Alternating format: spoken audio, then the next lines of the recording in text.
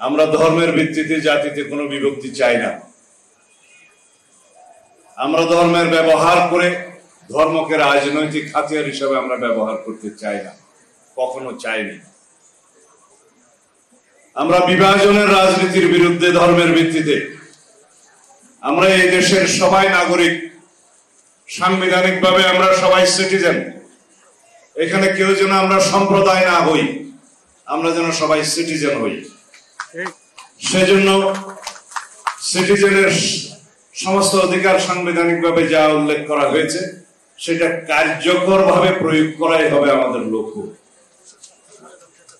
আমাদের সংবিধানে ধর্মের ভিত্তিতে কোনো বৈষম্য নাই, আর্টিকেল 28, এবং সমস্ত ধর্মের উপাসনালয়, কার্যক্রম এবং প্রচার স্বাধীনতা আছে, আর্টিকেল 41। কিন্তু কার্যকরভাবে এটার প্রয়োগ আমরা নিশ্চিত করব। অতীতে হয়তো আমরা দেখেছি রাজনৈতিকভাবে বিভিন্ন কারণে গত ফ্যাসিবাদী শক্তি আপনাদেরকে ব্যবহার করার চেষ্টা করেছে, ভোটের বাক্স হিসেবে ব্যবহার করার চেষ্টা করেছে। সেখান থেকে সবাইকে বেরিয়ে যেতে হবে। আমরা কেউ সম্প্রদায় নই। বাংলাদেশে সবাই যার যার নিজ নিজ ধর্ম চর্চা স্বাধীনভাবে করবে। আমরা সবাই হয়তো কেউ এক এক ধর্মের অবলম্বন করতে পারে, ধর্মাবলম্বী হতে পারে। নিজেরা যেন কেউ সম্প্রদায় হিসেবে পরিচয় না দেয়, সিটিজেন হিসেবে পরিচয় দেয়। এবং আমাদের নীতি হচ্ছে, বাংলাদেশ জাতীয়তাবাদী দলের নীতি হচ্ছে ধর্ম যার যার, রাষ্ট্র সবার।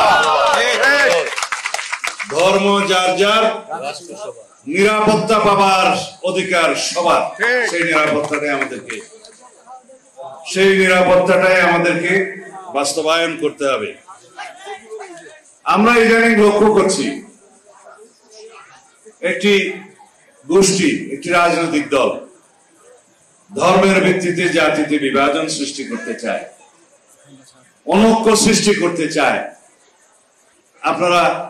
আমরা সবাই যেন সে ব্যাপারে সজাগ থাকি।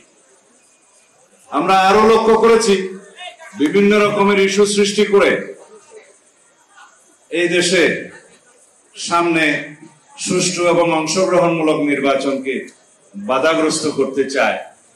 আমরা আপনাদের সামনে স্পষ্ট একটা উচ্চারণ করি, বাংলাদেশে এখন নির্বাচনী আমেজ বিরাজ করছে।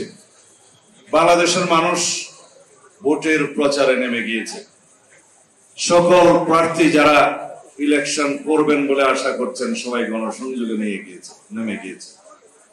এখন যারাই নির্বাচনকে বাধাগ্রস্ত করার চেষ্টা করবে, যারা বিভিন্ন ইস্যু সৃষ্টি করার মধ্য দিয়ে নির্বাচনকে বিলম্বিত করার চেষ্টা করবে, তাদেরকে দেশের জনগণ চিহ্নিত করবে।